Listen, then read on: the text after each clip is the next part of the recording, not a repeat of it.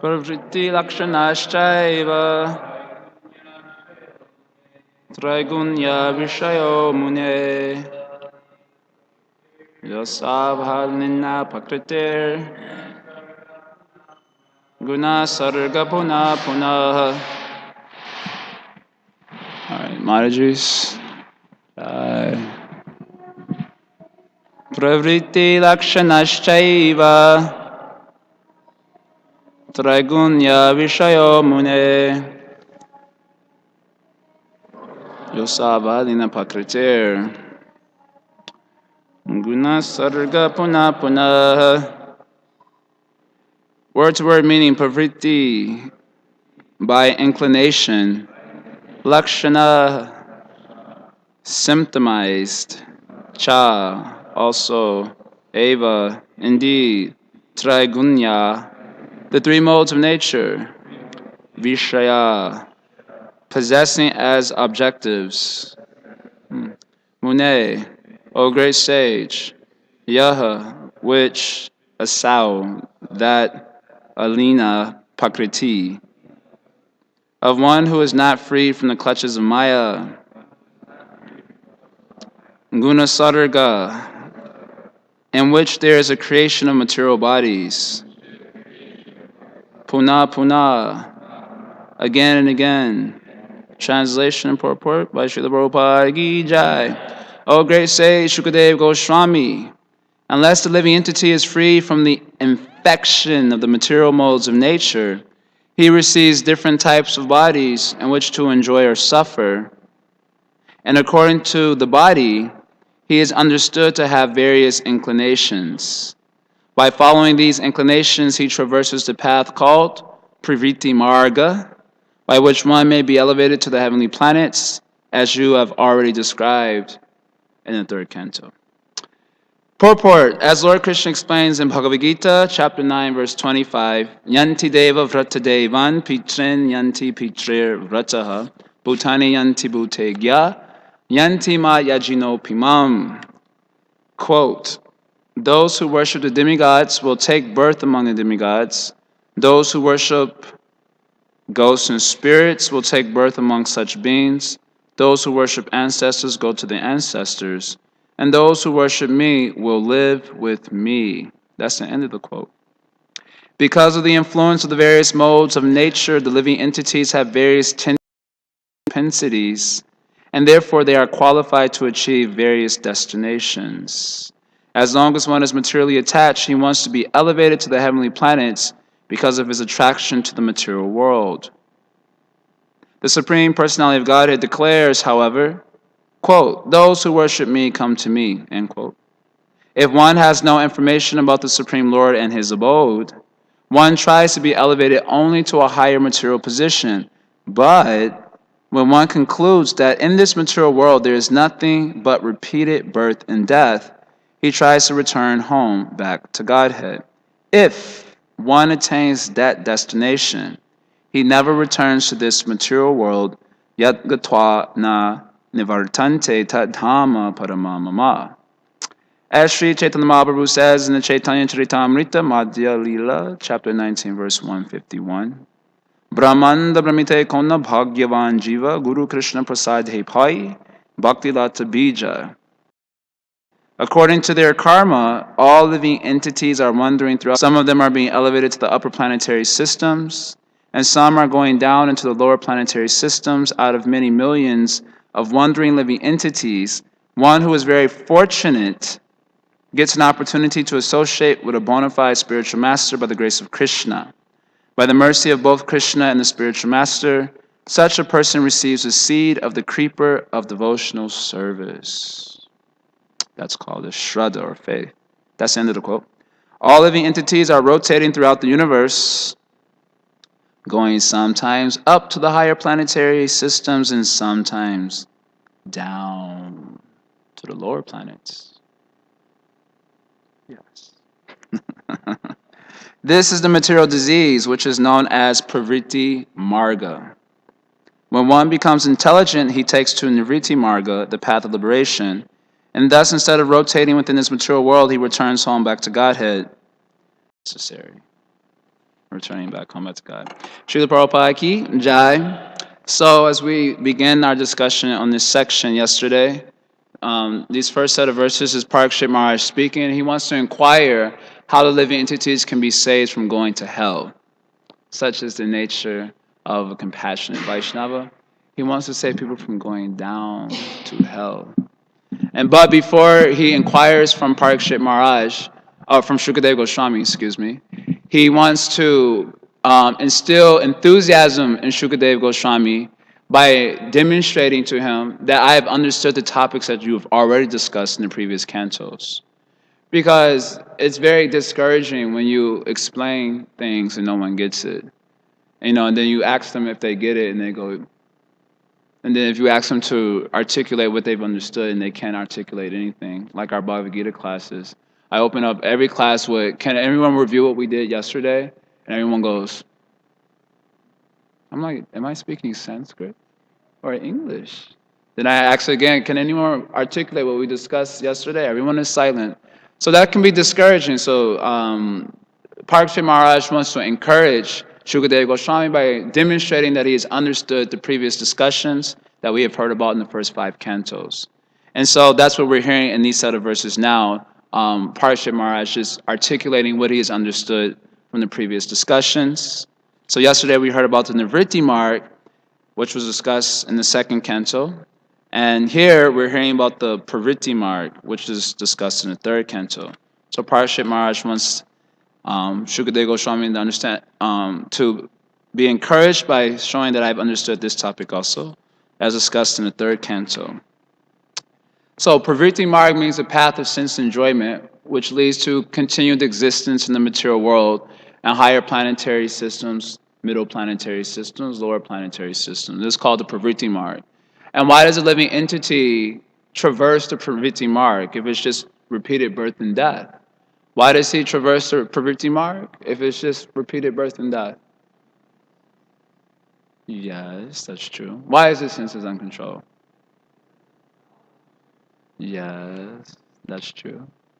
Why doesn't he have knowledge of the Supreme?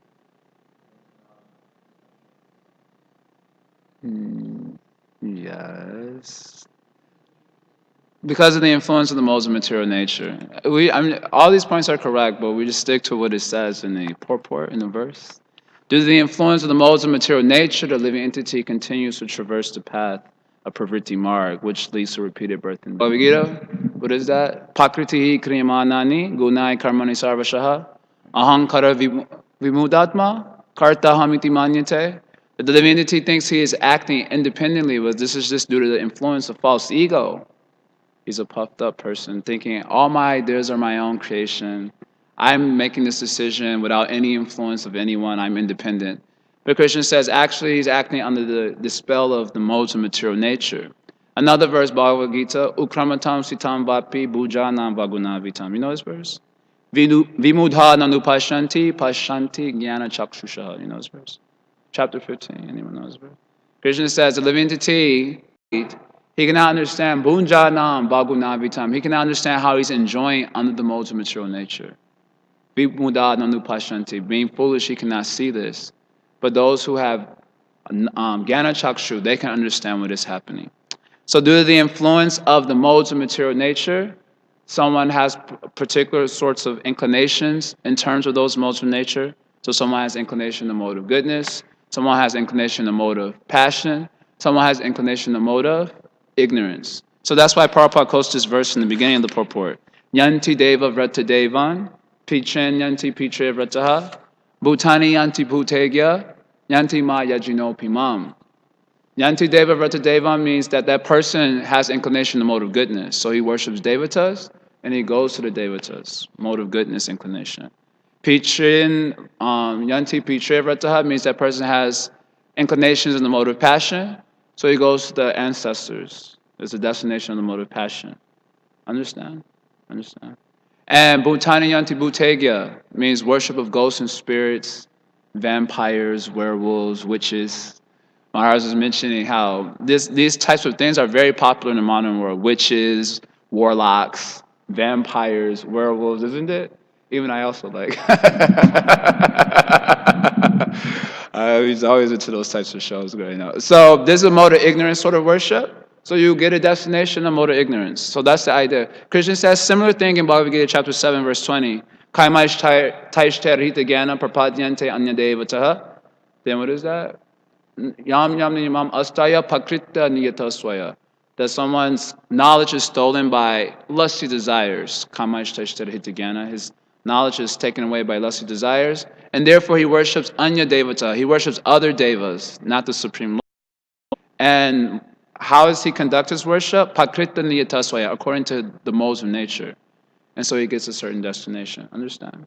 So when one is certain inclinations for action and worship, and he gets a destination that is corresponds with the mode of nature he's moving under. Does it make sense?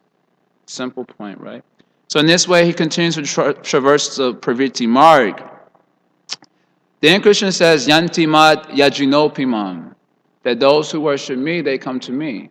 Now Krishna is beyond the modes of material nature. Tri bir guramayer bhavari bi sarvamidam jagat mohitam namijananti mame bhyaparam avyam. Krishna says he's beyond the modes, so no one can know me. If we only know the modes of material nature, and Krishna says he is beyond the modes of nature, he said no one can know me. So how's it? He said, Yantima yajinopimam, those who worship me, come to me. But if we're under the modes of nature and Krishna is beyond the modes, we cannot know him, then how we can worship him? Know him and worship him. What is the answer?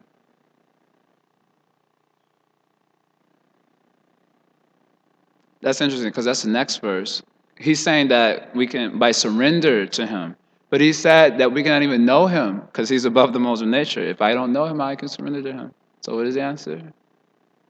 Yeah, Brahmanda Brahmite Kona Bhagyavan Jiva. If one is Bhagyavan, if he is fortunate, then he gets an opportunity to, and that Guru instills in him Bhakti Lata Bija. Bhakti Lata Bija means the seed of faith, pure devotional Shraddha. And that pure devotional Shraddha leads to pure devotional worship. And that pure devotional worship leads to attainment of Krishna. So one gets an opportunity to come out of the material world when he gains information about the spiritual world and Krishna and Krishna Bhajan and the goal of Krishna Prema. Otherwise, without knowing that, he has no desire to leave the material world. That is his only lot, isn't it? That's what Prabhupada says here. I'll read it to you. As long as one is materially attached, he wants to be elevated to the heavenly planets because of his attraction to the material world. Then Prabhupada says in a couple sentences later, if one has no information about the Supreme Lord in his abode, one tries to be elevated only to a higher material position. So that is our lot. If you don't get mercy of Sadhu Guru, then our lot is this material world. There is no other knowledge, no other information. Like Krishna says also in Bhagavad Gita. I'm quoting a lot of Bhagavad Gita these days because that's where my absorption is. I'm trying to connect all my thoughts to Bhagavad Gita. Krishna says in chapter 15 how when describing the banyan tree, yes, you all know this analogy, and he says that no one knows where its foundation is, where it ends, where it begins, how it's situated, because he's right in the middle of it. So in other words, he was bewildered. At the same time, he has to cut down that tree by the weapon of detachment, asanga dridhena tritva, the weapon of asanga. Understand? So what is the weapon of detachment? How do you get that weapon of detachment? No? Do you have any? How do you get that weapon of detachment? Asanga dridhena chitwa. Chitta means cut. Yeah, okay. You already, huh? Close. He said knowledge. Higher taste. They're connected. Huh? Yes. Everything comes down to this point, isn't it? By association of devotees, they give knowledge of the absolute reality.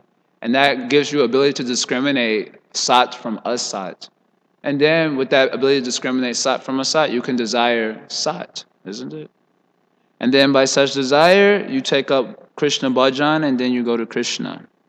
Otherwise, this is our lot. This is the only thing we know in the material world. So you continue on the pravritti marg. So one needs to be fortunate. And as Parikshit Maharaj's mood is, for those who are fortunate, then they should try to make others fortunate by vibrating for people's avail. So that's what the purport says. Are there any questions about that?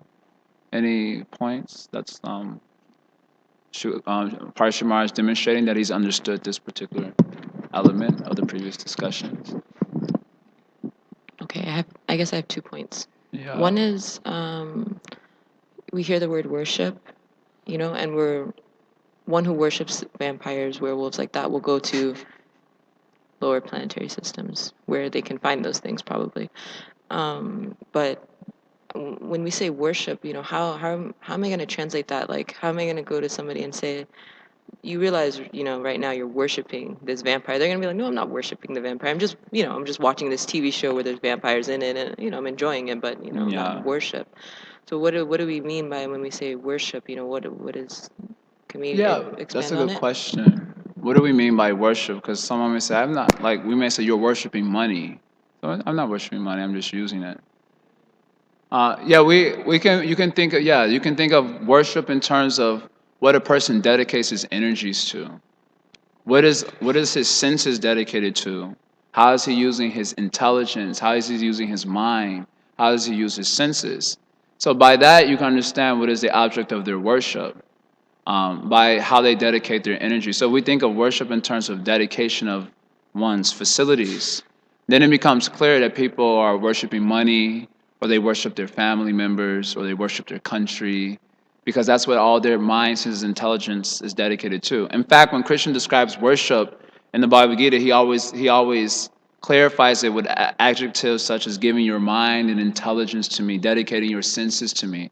So that's what worship really means. So then the idea is by dedicating the mind, intelligence, senses to various things in the multiple nature, then they will receive a corresponding destination. Okay, follow-up question. I guess something I'm always wondering is Krishna does always say, dedicate your mind to me, engage your intelligence in me, like that. Yeah. And we understand from Prabhupada that the mind is a material facility. So, So also the senses. yeah, so are the senses. So, how are we able to connect with Krishna in that way, like through just those mediums, like through the Yes. intelligence, through Those the mind? mediums do not have the inherent ability to connect with Krishna, but when combined with bhakti, then that bhakti connects one to Krishna. Analogy given, I've been mentioning this many times now. Analogy is given by Sanatana Goswami. You stick iron rod into fire, and then the fire becomes one with the iron rod, right? By being in the fire for a long time, then the fire becomes one with the iron rod. Then when you touch that iron rod to the cloth burns, right? What burns the cloth? The fire burns the cloth, right? Not the iron rod. Because the iron rod doesn't have the ability to burn the cloth. It's the fire that's become one with the iron rod which does the burning action, right? Can you understand that now? So similarly, when one keeps himself in the fire of bhakti, then bhakti, this is described like this in BRS in the commentaries of Jiva Goswami, that bhakti becomes, so bhakti, of course this is referring to a perfectional stage, appears in the mind. So someone may think that that bhakti is coming from the mind, because bhakti makes its appearance in the mind, just like Krishna may make his appearance from anyone, but that doesn't mean Krishna comes from that plane. So similarly, bhakti makes its appearance in the mind, and then becomes one with mind, and then that bhakti allows for one to connect to Krishna. So and so Krishna mentions this point in the Bhagavad Gita in chapter 9, verse 1, verse 2, where he says, Jnana vijnana saritam. So jnana means by knowledge, in the context of that section, the knowledge refers to bhakti, consisting of the angas of Shravanam, Kirtanam, Smaranam. So by that jnana, because only by bhakti you can know Krishna, isn't it? Bhakti amam abhijananti. Krishna says, only by bhakti you can know me. So by that jnana, that knowledge of bhakti, consisting of the angas of Shravanam and Kirtanam, then what happens? Vijnana, you get realization. What is that realization? Experience of the absolute truth with your senses. But there's senses that are spiritualized by bhakti. So much is it important for bhakti. Otherwise, there's no hope. There's no chance actually. Another verse that we can I won't discuss it now, but another verse is of the Bhagavatam, 10th canto, chapter 87, verse number 2. You can read verse number 1 also, is good. Acharya Deva gives two really nice purports there. So that describes the same point as I'm making now. Okay, good. Okay. You have something? Or, okay, you have something, Terrence. Cool. Can one have a spiritual connection with God through like bhakti or devotion unconsciously without having any true realization to Krishna? But they have Can some you give type an of example? Obviously, you're thinking of something. well, for instance, like growing up, one of my best friends, like his mother, she was a Christian, but she, I would say, in every context, she was a spiritual woman. You know, she was very devoted. She had the same, like, as you would say, as a devotee, she had the same understanding and connection with God as someone who would be a devotee, but she wasn't exposed to like this type of Vedic knowledge. But I would still consider Sure. her I'm in not all going to comment respects. on that because I Yeah. can't say what is one's connection with God or not. I have no right to make such a statement. What I can say is that your consideration of what is spiritual is probably not the highest consideration, provided that you had no knowledge. So when you consider that I consider someone to be very spiritual without knowledge, what does that actually mean? It means nothing without knowledge. So when we oftentimes we make comments like that, you hear many people make comments like that. That person's a very spiritual person. But what is your basis for such a statement? If you have no knowledge of what it means to be spiritual, that's like saying that person he's very good at chemistry, but you don't know what chemistry is. So how can you make such a statement? So similarly, when we don't know what it means to be spiritual, or we don't even know what it means to be religious, then our statement could be more just an emotional sentiment than anything substantial. In other words, we have no basis for making a statement either way, really, whether they're spiritual or not spiritual, because we don't know. So we have just some consideration, which may be more of an emotional one. As far as those individuals are concerned, we cannot say they don't have a connection with God. That is between them and the Lord. Of course, Krishna in the Bhagavad Gita speaks very scientifically, by which one can understand that. Particularly if you look at chapter 14, which is the chapter dealing with the modes of material nature. Krishna speaks about someone who's beyond the influence of the modes of material nature and the type of consciousness and subsequent behavior they manifest in the material world. So by that kind of understanding, you might be able to make out more clearly, at least who is not so much on the spiritual platform yet, although they may have some spirituality or some dedication to the Lord. So like that. For instance, last night you used the example when we were in Bhagavad Gita class that in order for someone to have a clear understanding of whatever their spiritual practice or religious practice is, they will have to be versed in what they're studying and be able to like go to scripture or whatever. So in that context, I know when I was in my association with my friend, his mother, like every day at the same time at 5 o'clock when I was over there, she used to have session where everyone get together and they had to like read the Bible. And she also like she was a minister or whatnot. Not also in the fact that she preached, but in how she lived her life, how she treated other people. And I recognize that even though at the time my knowledge was on a more mundane level than what it is now, even though it's still mundane. But I guess from how she lived her life, she practiced as she preached. So I was saying in that Hitler preached people, too. I mean, but well, Hitler was like he was killing I don't people, mean that may but be an unfair comparison, yeah. but I'm not saying, my point remains the same. Without the context of our knowledge, we can't make a statement either way. Our whatever we're saying is just a sentiment, you know. So Hitler also practiced what he's preached. That's an unfair comparison, but I just said it to drive the point home. So she may have practiced what she preached and so on. That doesn't make her a spiritual person necessarily, nor does it not make her non-spiritual also. And therefore, I don't know her. I can't make any comments about her and so on.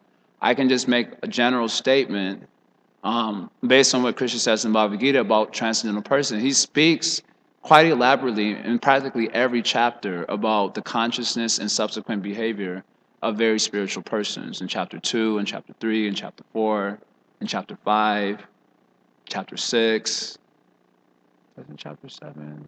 Not so much. Chapter 7 speaks more about surrender. Anyway, chapter 14, chapter 13.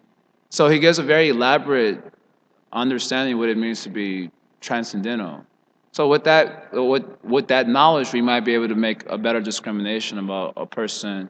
It's not that just someone practices what they preach that makes them spiritual.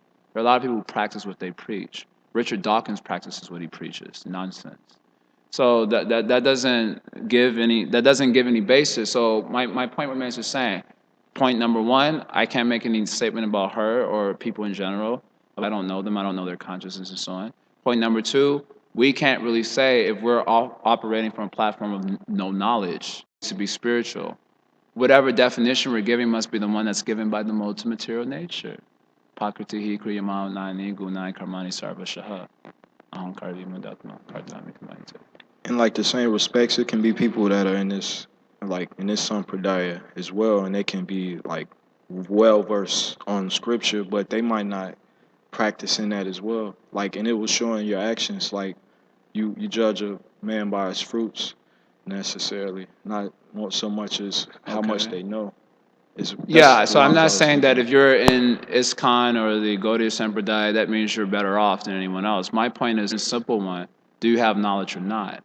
So you can be in ISKCON and Gaudiya Sampradaya and be in ignorance, as a vast majority of our members probably are.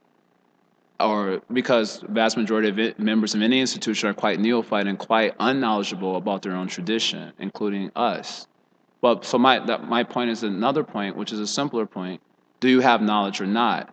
What's the basis of your statement? Is it coming from Shastra authoritative understanding, or is it coming from the concoctions of your mind given to you by Maya? So that's the point. Okay, you can go and then you can go.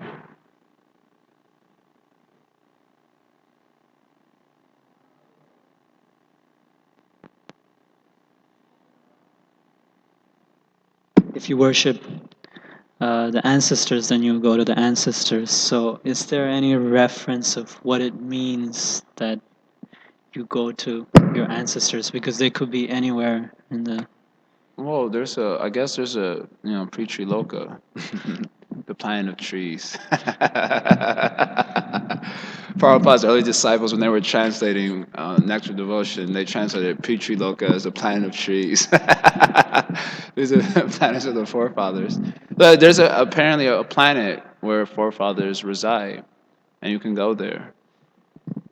Do we really need more information than that? I mean, as far as we're concerned, the transcendental. No, I was just asking in terms of if someone else asked, then how to address that. Yeah, you could say there's a planet, the Petri Loka is what is being spoken of here. Of course, most people probably just return to the Earth planet because they don't really worship their ancestors according to Vedic rites and so on, by which you can go to the Petri Loka. They just do sense gratification. So they probably return. If they're in a mode of passion, they'll return to the Earth planet. Yeah. My question is stemming from this use of the word pravriti marg and how it seems to indicate that the conditions are simply being pushed along the belt of the material world from one lower planet to a higher planetary system. And when we're under devotional service, some aspect of our motivations are pure and some aspects are mixed. So some language I've heard recently stressed is that one must find the pure devotion within, what he's operating with, because part of it is mixed and part of it is pure. So one must find out which part is pure and. Who must find out which part is pure? The individual. The individual must find out what part of his action is pure and which part is. Yeah, and so I'm just based on this discussion, I'm trying to understand how to apply that and what that means. Well, what part of the discussion?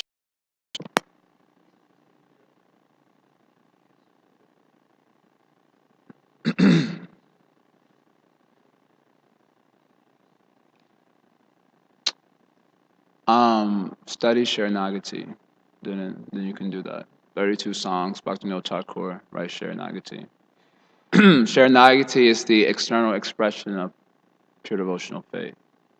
So you study Sharanagati, then you can understand with something more deep. It should be studied. In fact, that quote, you all gave me a card for Gaur Purnima, and the Charya Nisha Prabhu put a quote on there by Srila Bhaktisiddhanta, which said that one should constantly read Chaitanya Charitamrita, Prarthana, and Sharanagati. And that way he'll never be bewildered or something to that effect.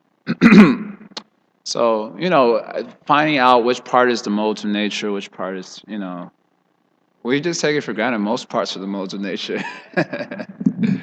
We study Sharanagati, we come to discriminate what are the elements of the behavior and consciousness of pure devotional individuals. And like that, we can strive for that, like that.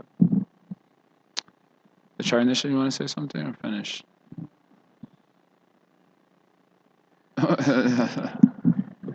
Picture Loka. Okay, I'm going to move on to the next verse then,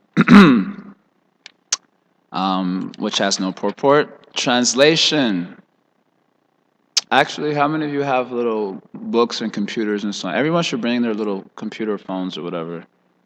Adharma lakshana na na narakash chanuvarnita manvantarashcha vyakyata adya swayambhuvo yataha.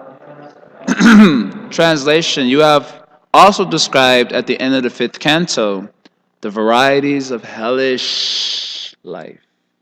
Yes. Elaborately. That results from impious activities, and you have described in the 4th canto the first Manvantar, which was presided over by Swayambhuva Manu, the son of Lord Brahma. Next verse. Dhara mandala samsthanam bhaga lakshanamanatuh Jyotirsham vivaranam cha yatedam asrija vibhu. Translation. My dear Lord, you have described the dynasties and characteristics of King Priyavrata and King Uttanapada.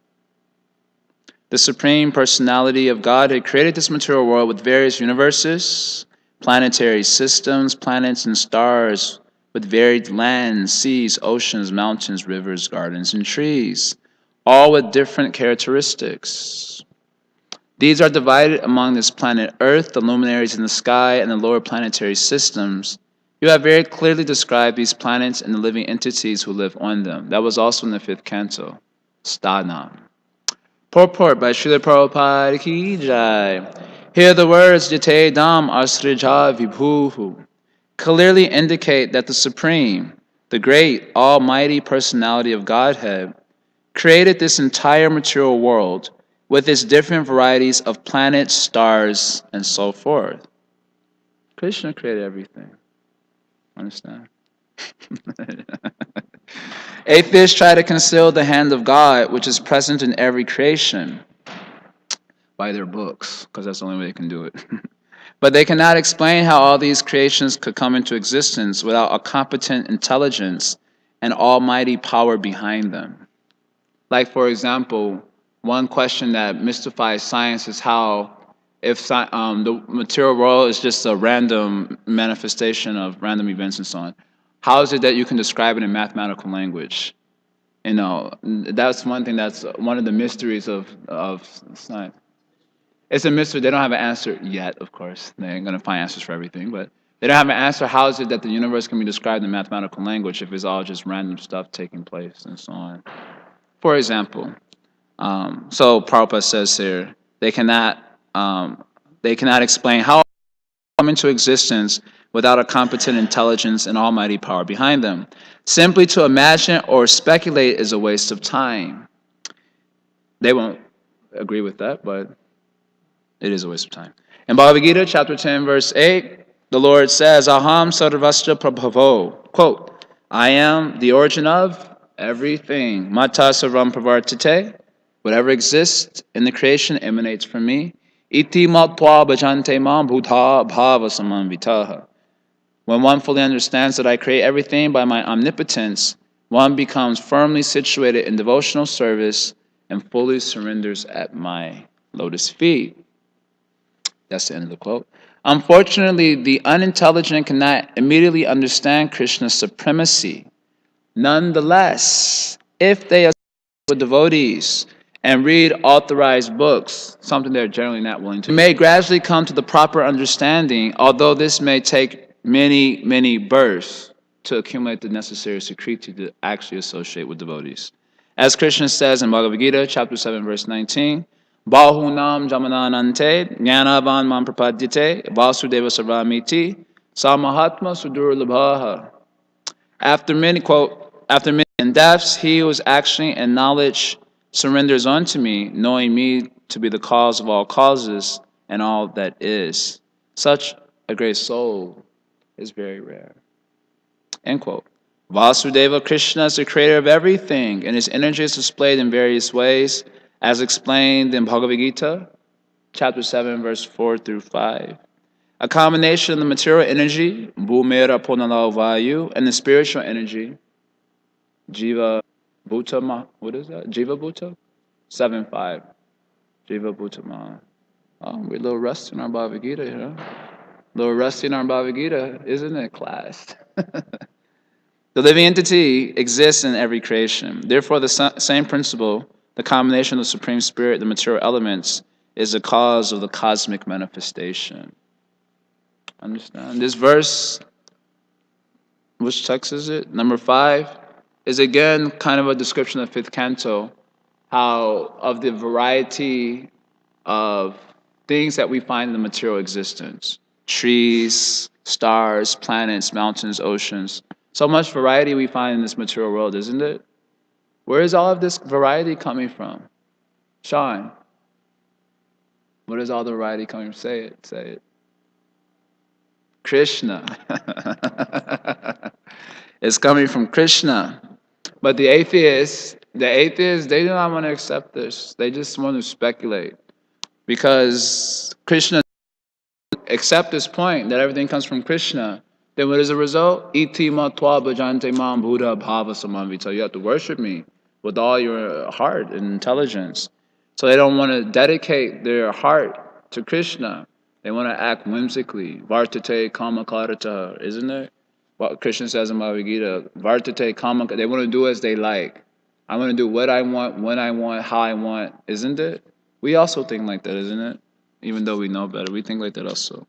So because they have that mentality, demoniac mentality, Vartate kama karataha means demoniac mentality, a sura bhava. Sura bhava means I do what I want, when I want, how I want. That's called as the sura bhava. We all think like that, isn't it? It's called mentality. Krishna describes in Bhagavad Gita, this is demoniac mentality.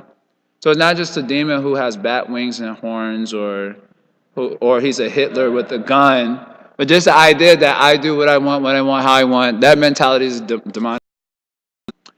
So the atheists exhibit that to a very obvious degree.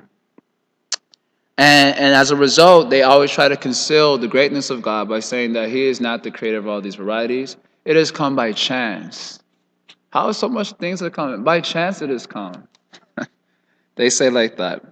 So unfortunately, they have to go on with this foolishness until they associate with devotees and read authorized books. But again, because they're under the spell of the modes of material nature, that never happens by chance. And the modes of material nature never guide you to transcendence. They guide you to repeated birth and death, planetary systems. That's what the modes of nature do. They never guide you to the absolute truth. So therefore, to get the chance to associate with devotees and read authorized books, it may take many lifetimes. Bahunam Jamananante. Bahunam means many lifetimes to accumulate the necessary devotional sukriti by which you would want to associate with saintly persons. It may take many lifetimes. Bahunam Jamananante. But when you get that chance to associate, then Jnanavan, you develop real knowledge. And who has real knowledge? What is the symptom of a person who has real knowledge? Yeah, he surrenders to Vasudeva, Mam Prapadite, knowing Vasudeva is everything. That is symptom of a person in knowledge. Shine, understand? Krishna says in Bhagavad Gita. Symptom of a person, Gyanavan means filled with knowledge. To be filled, like Shraddhavan means to be filled with faith. With knowledge. What is it? If you have a little bit of knowledge, then you might go towards impersonal Brahman. But if you fill with a lot of knowledge, then you surrender to Krishna. Mam Prapadite. Shine. Are you hearing? Vasudeva Sarvamiti, understanding that Lord Vasudeva is everything. Samahatma Surdulabha, such a great soul, of course, is very rare. So the principle of this existence, of course, is a combination of matter and spirit, as Krishna has also explained in the Bhagavad Gita. Um, Therefore, Parashit Maharaj shows that he's understood this topic also. Are there any questions about this? Yeah.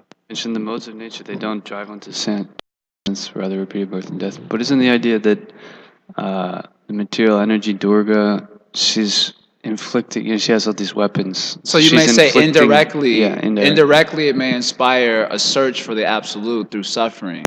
So that is the grace in suffering. That suffering may inspire a person to turn his head towards the absolute, but that's of course if there's sufficient sukriti. That is the important point. Just like Prabhupada is commenting on this in the 8th canto, in the Gajendra Moksha pastime, when Gajendra is being attacked by the elephant. So he puts up a good fight for about 1,000 celestial years, which is like a really long time. Finally, when he realizes that I'm going to die, then he decides to surrender to God and offer prayers to the Lord. And why did he make that decision? Prabhupada points out because of Sukriti. There's a background of Sukriti there. Suffer without Sukriti, you become more demoniac, more atheistic, more merged into the mode of ignorance when you suffer. So there's an indirect encouragement by the Maya Shakti in the form of suffering, but even that suffering, in order to help us turn towards at least inquiring about the absolute, there should be some background of Sukriti. Otherwise, you merge into ignorance, you become more asuric, actually. There is no God. Like that. Just like I shared this many times, one young man, he was coming to our temple and his mom died. After maybe 1 year he was coming as a devotee, started chanting 16 rounds. He bought a diamond ring for Srimati Radharani, which was later on stolen, for which we have these gates now. That's why we actually got the gates, even though we suspected it was an inside job. Anyway, so he even bought a diamond ring for Srimati Radharani. A very, so much was his. He was becoming interested in Krishna consciousness. Then his mom died. She was already a very old lady also. And then she died. And then devotees, I remember at least myself, I was going to the hospital to be with him and give him encouragement. I was calling him and everything. Then after she left the body, he asked me, and she ate meat and everything. She wasn't a devotee, just a nice old Hindu lady. He asked me, did my mom go to Vaikuntha? I was like, oh, damn, why do you ask me that? So I said, I was like, Krishna, help. That was the first thing that came to my mind. And then I said, if you become pure devotee of the Lord, definitely she will attain Vaikuntha. And I thought that was such a good answer. I was like, that's brilliant. So in that way, I simultaneously encouraged him to become more pure devotionally inclined. And that way I didn't say she didn't go, which is what I was actually thinking, because she ate meat and all these things, and she kind of derided the devotees a little bit because her son became a devotee. But then shortly thereafter that, he started finding fault with Krishna. And and then Prabhu was the president, and Krishna Prabhu didn't visit the hospital when his mom was there. So he blamed Krishna Prabhu for not coming, even though he was so busy. And so I said, but so many devotees came, I was closer to him that time. And that way he left devotional service like that shortly thereafter. He caused some bad sangha first, and then became more and more offensive, and then he left. So although he has enough security to associate with devotees, offenses ended up bringing him out. So suffering is not always an impetus to take shelter of God. Any other questions about this purport? Yes.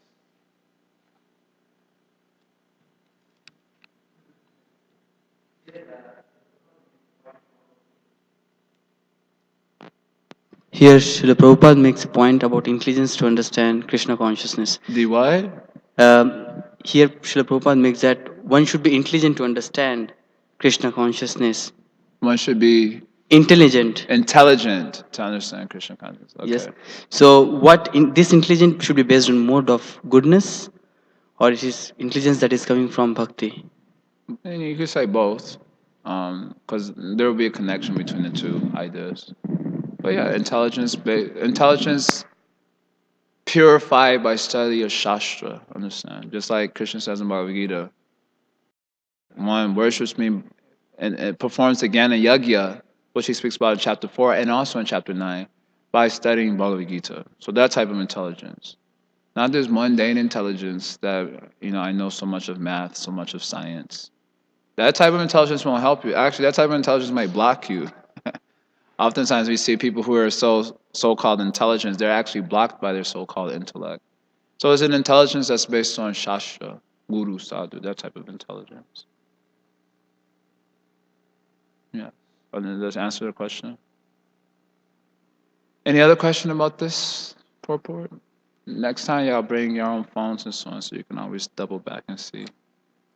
We're doing Bhagavatam steady, not just wasting time. Okay, one more verse. It's 8:17, so I have enough time to cover this section, I think. Actually, I had this idea that so every devotee who has to give class, so they can take the section, and you just continue to give class until you finish a section. That way it's clear in your mind at least it's clear in someone's mind what's going on, right? And that way, because it's clear in one person's mind, they can make others to understand it, right? Instead of it being not clear in anyone's mind because no one is studying anything. So one devotee can be assigned the whole section, and he just continues to give class until he finishes his section. And that way it makes it easy to keep the continuity together because that devotee can keep reminding us of the continuity. If it takes that long to go cover his section. That's a good idea. There's a new way of giving Bhagavatam class. There's a new way of giving Bhagavatam class. That way we're doing like Bhagavatam study, we're making best use of the time. One more verse. Is that a good idea? It's a good idea. Huh? Why not? It would not work logistically.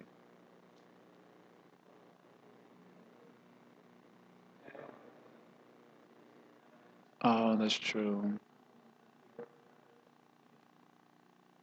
We'll figure it out. It's still. I think the idea is good. I think it's a good idea. We'll see how it can make it work. Huh? If some of the sections are long, they can be divided. That's not a problem. We'll figure it out. We'll figure it out. I think it's a good idea. Because at least one person should know what's happening in the class. And then that one person can make others to understand. Text number 6. Y'all got it up? Adhuneha mahabhaga yataiva narakan naraha nanogra yatanan nyeyat tanme vyakyatum arhasi. By the way, I suggested this idea to Srila Rompa Maharaj. He liked it. He said, yeah, Burijan is also doing like that. That's a good idea. He told like that. Translation, oh, greatly fortunate and opulent Shukadev Goswami. Now his question is finally coming. Now kindly tell me how human beings may be saved from having to enter hellish conditions in which they suffer terrible pains. Finally, he gets to his question. After encouraging Shukadeva Goswami by showing topics discussed in the previous cantos, now he gets to his question, how can people be saved from going to hell? The Christians would probably like this question too. But they won't agree with the answer, of course. Purport. In the 26th chapter of the 5th canto, Shukadeva Goswami has explained that people who commit sinful acts are forced to enter hellish planets and suffer. Yes, understand? It's not negative, it's part of the positive. Now Maharaj Parikshit, being a devotee, is concerned with how this can be stopped. Is paraduka duki. In other words, he has no personal troubles, but he is very unhappy to see others in trouble. Paraduka means the suffering of others. Paraduka, para other people, dukkha. Their suffering, dukkha makes me suffer. Isn't it? I don't get that sense when the Christians tell me I'm eternally going to go to hell. I don't get the sense that they're paraduka dukkha. I get a sense that they feel happy about my eternal damnation. Anyway, real Vaishnava paraduka dukkha, then he suffers. Understand? Paraduka dukkha, that's a Vaishnava. Prahlad Maharaj said, quote, my Lord, I have no personal problems. Why? For I have learned how to glorify your transcendental activities and thus enter a trance of ecstasy. That's how to get free from all problems. You glorify Krishna, constantly chant Hare Krishna, Krishna Krishna, Hare Hare, Hare Ram, Ram Ram, and go into ecstasy. Do you have no personal problems even if you're in a suffering condition? I do have a problem, however, for I am simply thinking of these rascals and fools who are busy with Maya Sukha, temporary happiness, without knowledge of devotional service unto you. Shochetato vimukacheta sanindriyarta. Vimukachetasa, their consciousness is turned away from Krishna, vimuka. Their consciousness is turned away from Krishna. Indriyarta, they only care about sense gratification. Maya sukhaya bharam. And as a result, they're carrying the burden of Maya Sukha, the burden of material happiness. Why Maya Sukha is a burden? Because after you try to enjoy Maya Sukha, what generally ends up happening is you have to carry the burden of distress, isn't it? Dukkha yonaya evate. Sense enjoyment, Krishna says, is the womb that gives birth to the child of dukkha, suffering. So when one tries to enjoy Maya Sukha, he ends up carrying the burden of unhappiness. So Prahlad Maharaj is concerned about this. This is the problem faced by a Vaishnava. Because a Vaishnava fully takes shelter of the Supreme Personality of Godhead, he personally has no problems. He always chants Hare Krishna, Krishna, Hare Rama, Rama Rama. And then he goes into ecstasy. So he has no problems. But because he is compassionate toward the fallen, conditioned souls, he is always thinking of plans to save them from the hellish life in this body and the next. The pathos is the problem of a devotee. The quality of feeling sorry or pity or compassion for others is the problem for a Vaishnava. Parashit Maharaj therefore anxiously wanted to know from Shukadeva Goswami how humanity can be saved from gliding down to hell. Shukadeva Goswami had already explained how people enter hellish life, and he could also explain how they could be saved from it. Intelligent man must take advantage of these instructions. Unfortunately, everyone's dull-headed. Unfortunately, however, this entire world is lacking Krishna consciousness, and therefore people are suffering from the grossest ignorance and do not even believe in a life after this one. So why be concerned about things? In fact, sometimes they say they criticize us that we're too concerned about the next life, that we're not putting enough attention on this life. Many Indians give this argument to their children, actually. Westerners is a whole different breed, but many Indians, they give this argument that you're so concerned about the next life that you're not giving enough attention to this life, how to have wife, children, family, and so on. Hold on, say your question. The poor part is just, yeah. Yeah, nihilism is more like life, but there's no purpose to life also. There's no intrinsic purpose to existence. Although there's enough purpose to say that. Right, anyway. How unfortunately, however, the entire world is like read that. So to convince them of their next life is very difficult, isn't it? Because they have become almost in their pursuit of material enjoyment, isn't it? Nunam pramata kurute vikarma na indriya pritaya na sadumanye yato apnoyam. What is that? Asanapi kleshada asudaya. You know this verse? Who says it? Rishabdev, you know? Nunam pramata. People are crazy. Pramata. Mata means crazy. Pramata means very crazy. Why? Nunam pramata, kurute, vikarma, because they're always doing unfavorable activities, vikarma.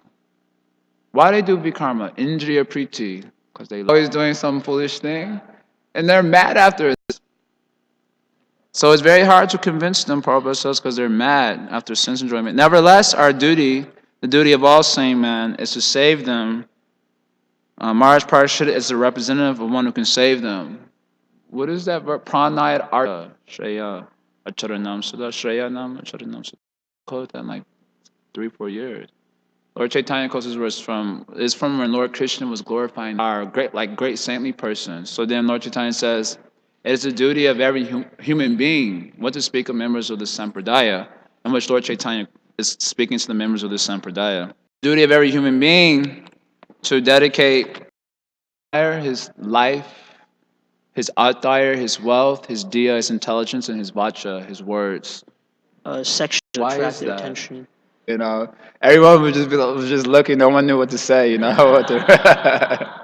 So we need like a little song book so we can just bust out into song. It's very purifying actually to sing like that. Anyway, Lord Chaitanya, the inundation was drowning everyone, but some people were very expert how to escape, like the Mayavadis. Very expert. The Mayavadis, the atheists, how to dodge the inundation and love of Godhead. They were all very expert. So Lord Chaitanya said, I wanted to drown them also. To drown them, but they're so clever fellows. They're getting out. So then he thought of he used his intelligence. Pranay Arta Diyavacha, Shayanam Acharanam. So that uses intelligence, how to get them too. And then for that reason he took sannyas, as a method of trying to capture these persons as well. So yeah, there are people. Everyone is mad. It's not like the people who finally come to Krishna are not mad. In fact, once they live with us, we realize, and sometimes we desire not to be so close to them even. And anyway, so everyone is mad, and if you want to attract a certain sector of mad people, because ultimately they're spirit souls who are bewildered by the spell of Maya because they're smart, but doesn't approach the absolute truth. Any other point? Question, comments, concerns, doubts? Do you understand what the first section of verses was about? What was the first section of verses about?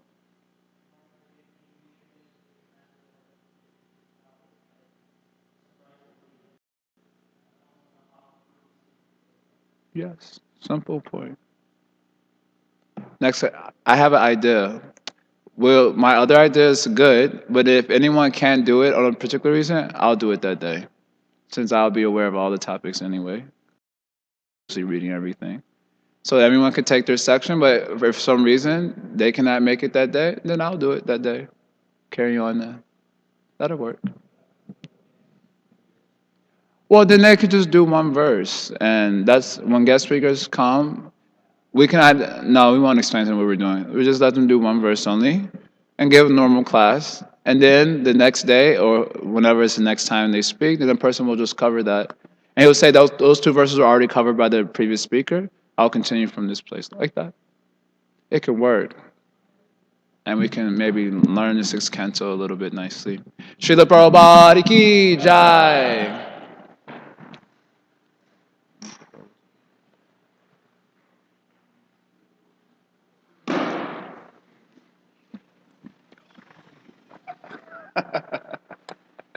Ecstasy, going to ecstasy. I'll give you the other one. It's yours.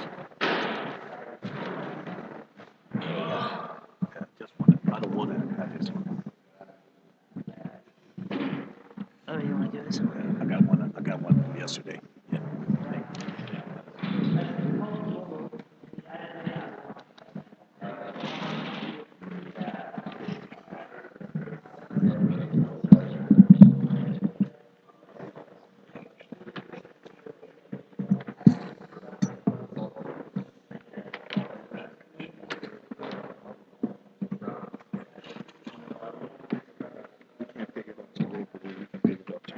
Okay. Yeah, that'll be good.